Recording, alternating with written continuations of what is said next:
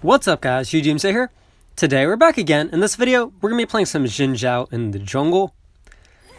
So I started playing Xin Zhao a bunch of the past 2 days, and holy crap, I'm telling you, Xin Zhao is so strong in the early game.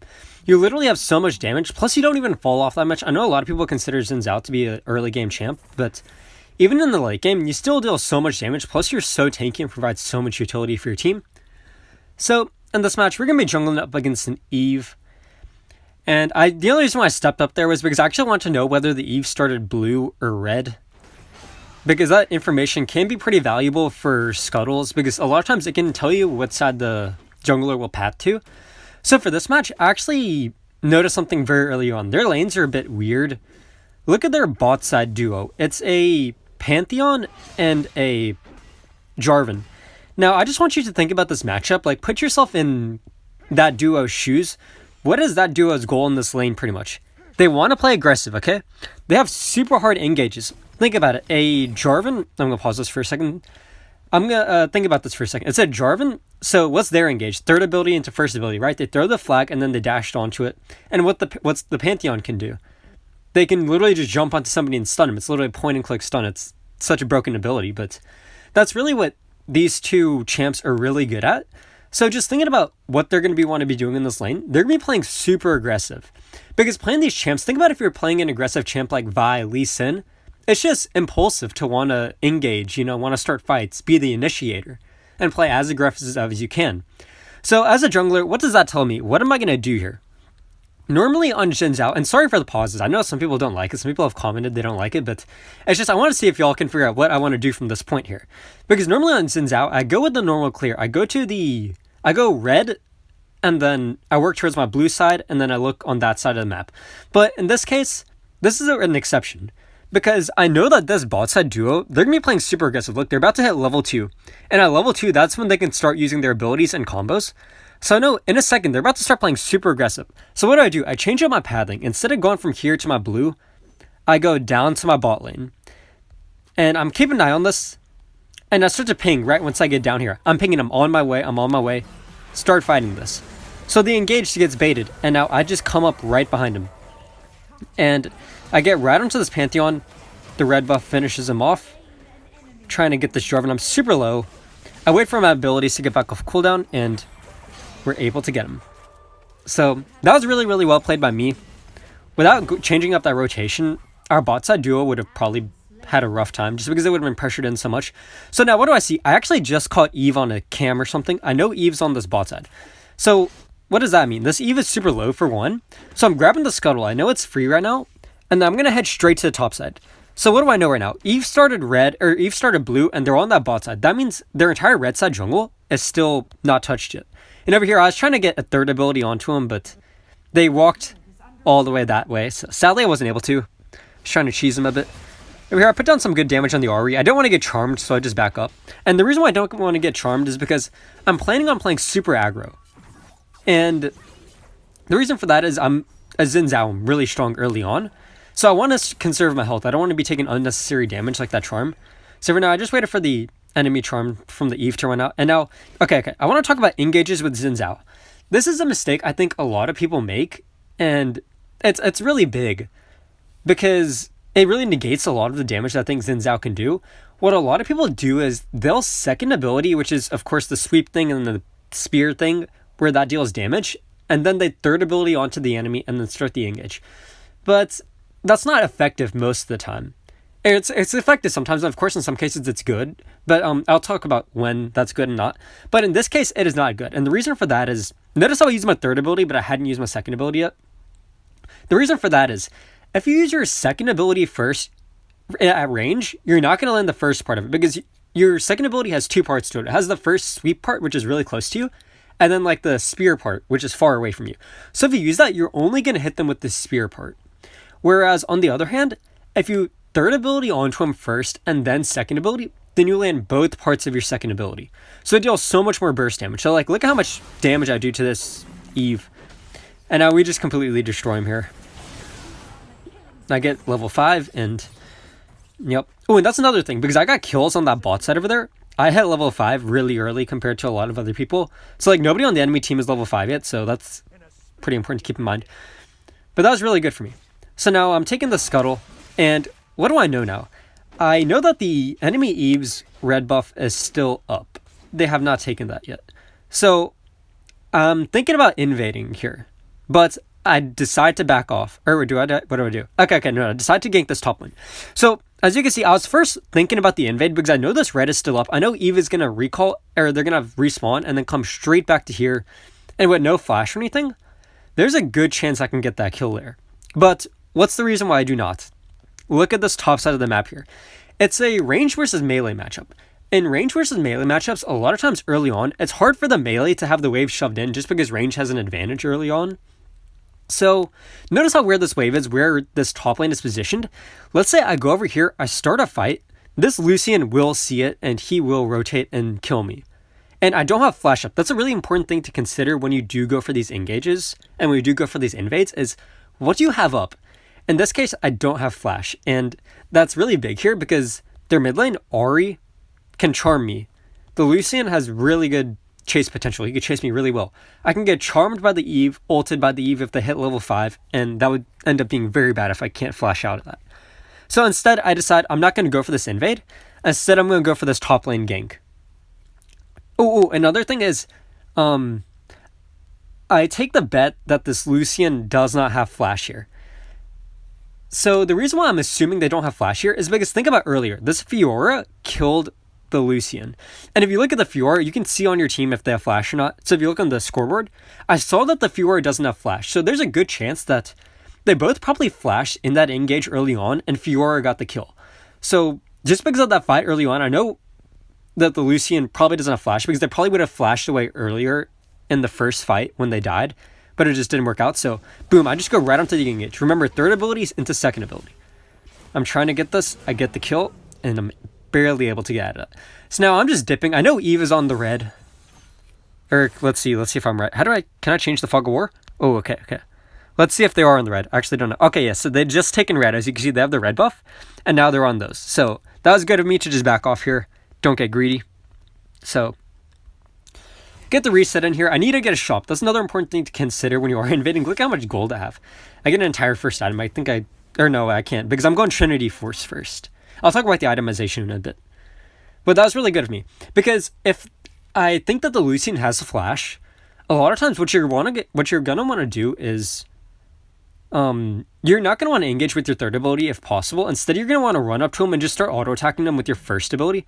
And over here again, I'm going to this bot side. I know it's a super aggro comp, so playing around this bot side is gonna end up turning into a lot of easy ganks for me. So I was too late. They already got the kills. I got him a really nice lead early on by getting that double kill down there, so that's good for them. And now what am I doing? I know this Eve's blue buff is up, and how do I know that? I don't really have the timers memorized or anything, but I know it mimics my red buff, okay? When my red buff spawns, this Eve's blue buff is going to spawn around the same time because we both started on the same buffs. They're going to have the same, we both started on these buffs, and they both have the same respawn timer, so when my red respawns, their blue is going to respawn about then. Should I just go and ward it up? Oh, no, I don't even... Oh, okay, I'm going for some cheese here. Over here, I think this Eve... I see that they're coming down here. I think they're going to walk over here, go into the blue, or they're going to come down this way and walk into the blue. So what do, actually? I sit in this bush, and I wait for them to come. And normally this works because, as a jungler, like, I actually want to see where the Eve went. Where did they go? Oh, Fog of War off. Okay. Oh, they go for the bot side gank because the Seraphine's overextended. Okay. Yeah, I think I realized that in a second. They go for that. So that's why you can see I start to move around and then I'm like, let me turn this back off. So now I don't have vision of him anymore. And I think now they're going to come for this. But they aren't on the drag, I know. So I just end up starting this up, I believe. They probably reset it or something. Let's take a quick peek. No, they went back mid. That's weird pathing. Okay, now they're coming, I think. Or they might be going to these. They're probably going to those. So I just start this up. I'm like, I could just start this up, and if they come, then I'll just turn on them. A lot of times you can catch enemy junglers, things like that off guard. If you only do it if you have a good advantage room. Notice how I have flash here. That's the only reason why I'm willing to play so aggro, because remember, the Seraphine charm and everything. And again, playing around this bot side, super smart, just because that's a super aggro comp. Really, this is such a good match for a jungler. If you're a last pick in this match, well, I guess it's hard because you don't know where these champs are. It's a bit weird. We have a weird comp, but In this case, you know that top lane's going to be playing aggro just because it's ranged versus a Fiora. And then that bot side's going to be playing aggro just because of the abilities that they have and the champs that they're playing, so. Now, I'm going for this drag. I see that Evelyn smites me. I get the secure. Just pick up this kill. Do they have flash? No, they do not, so they're dead. So that was really good now. Now I'm going back to my red. And the skill order for Xin Zhao. This is a bit of a debate. I've talked to a bunch of people about this, and personally what I like is second ability into first ability into third ability max. So the thing is that upgrading your third ability, it only gives you 5% bonus attack speed and a little bit more damage. So I really don't like upgrading it that much. Upgrading your second ability gives you a lot more damage on it, which is why I do that first. And then upgrading your first ability gives you a good cooldown. And it's actually really important because your first ability, whenever you hit the first ability, you know how it has 3 parts. Each time you land one of those, it decreases the cooldown of your other abilities by 1 second. So now let's see, I'm going up to this top side. The Fiora picks it up, so it doesn't matter. So now I'm willing to play aggro because I know that the Fiora had just killed the Lucian, so I'm down to go for this. I see the Ahri in mid, so I'm not too worried about that. If Eve pops up, not a huge deal. I could easily turn onto him. That's why I'm keeping my abilities up, actually, in case the Eve shows. Oh, and over here, this is really good cheese. So, I know that the Lucian, you could do this if you're pretty confident with what you're doing and you're comfortable with your champ and you know what's going on with the map. This is like really high skill cap, like going for this move, just because it can go south very, very poorly. And I'm not too worried because I know even if the Eve shows up, it wouldn't really matter. I know the Lucian's going to be running back to lane just because that's what you do. Okay, the Eve's on bot side, so I'm good. I accidentally showed myself there. That was a bad mistake. And they don't even get to their turret. Just kill him here. We get that. Do we push another tier turret?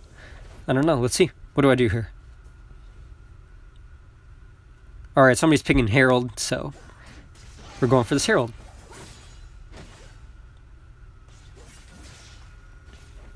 Oh, Eve shows up. Okay. I'm trying to save this Aurelia here, so I go for the engage. The Eve ults off. Oh, I get charmed here. That is huge. I can't be getting charmed like that. And over here now, I'm just going for this kill. I want this.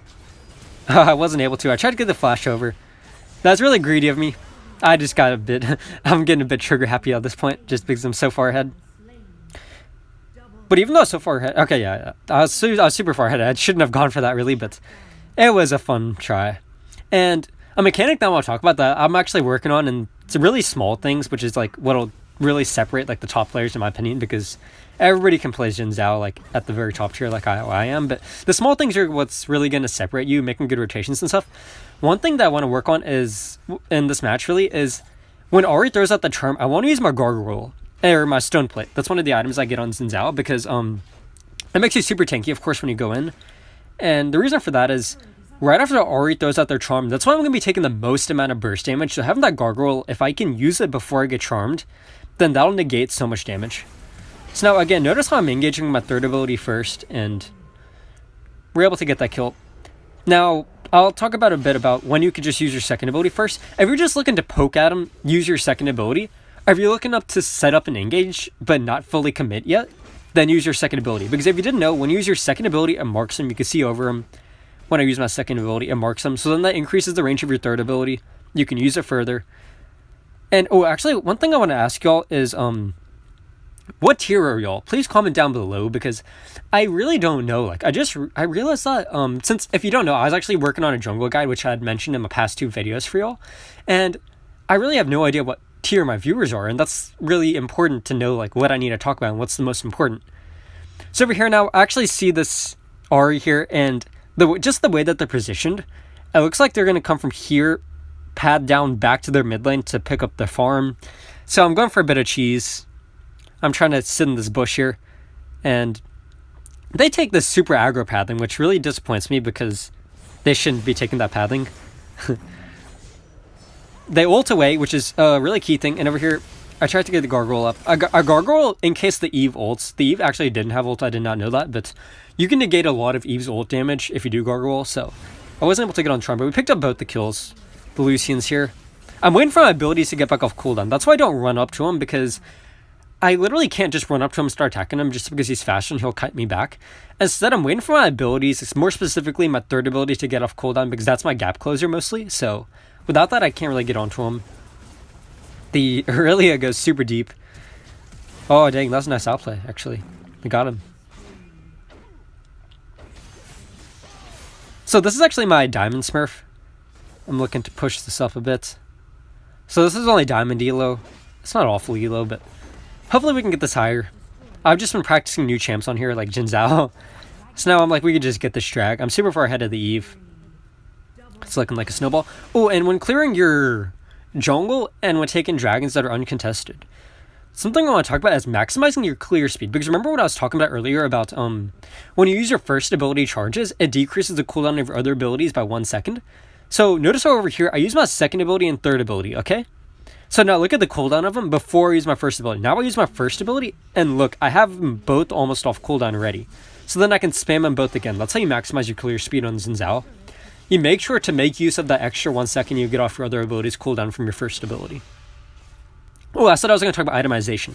So in this match, I go for a Trinity Force into Sterix into Guardian Angel. And that's a really solo oriented build. Like, you're looking for damage for yourself mostly. You're looking to pretty much destroy people yourself. That's not particularly the most team-oriented build.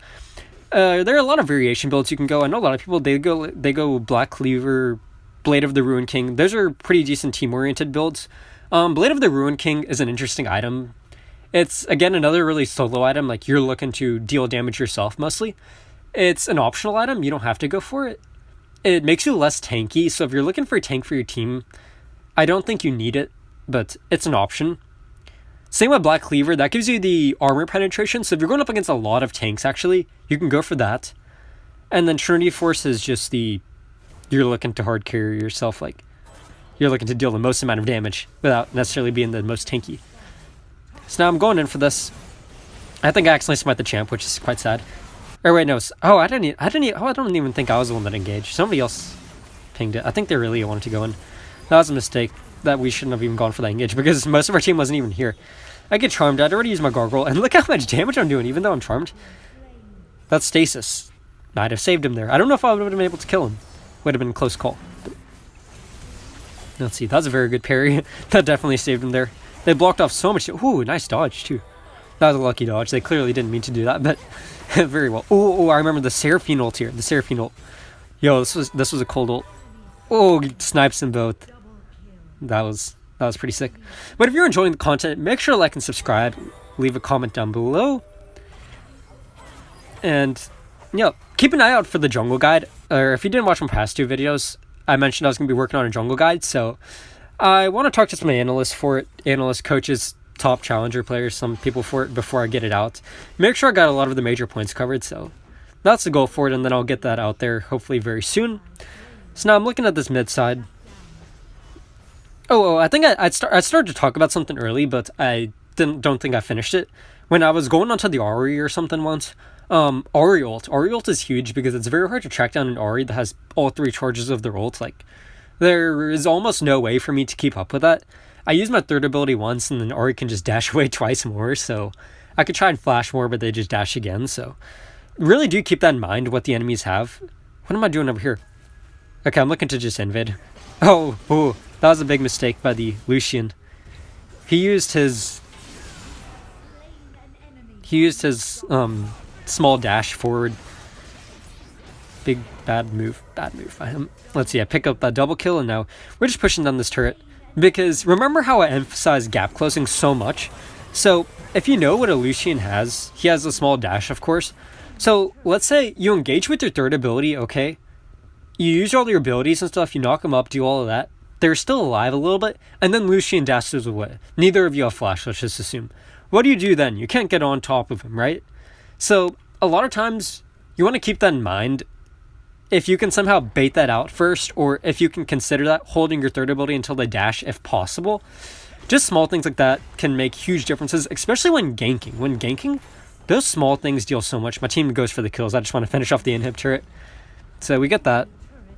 And we're just snowballing super hard this match. And again, sorry for the all the replay stuff. I know I've been doing that a lot lately, and the reason for that is I get really bad frame lags if I try and screen record while playing. So I'm getting a new phone in a week or so hopefully that stops it. Hopefully that fixes it, and hopefully I can start recording the matches live so you can see like what I'm looking at and all that stuff. But I hope to get to that in the future. So now I'm recalling, I'm getting the shop. I got my GA now. Can be playing super aggressive now because I'm not going to die if I do something careless and my GA gets popped. That's what's fun about GA. When you're super far ahead, you can go for some crazy... Look at the gold lead. It's 20k, man. Just, honestly, I don't say this much, but just surrender in this match. 20k gold lead. Plus, we scale decently, I guess. Aurelia is a monster in the late game. People don't realize how strong Aurelia is, but she's such a good champ.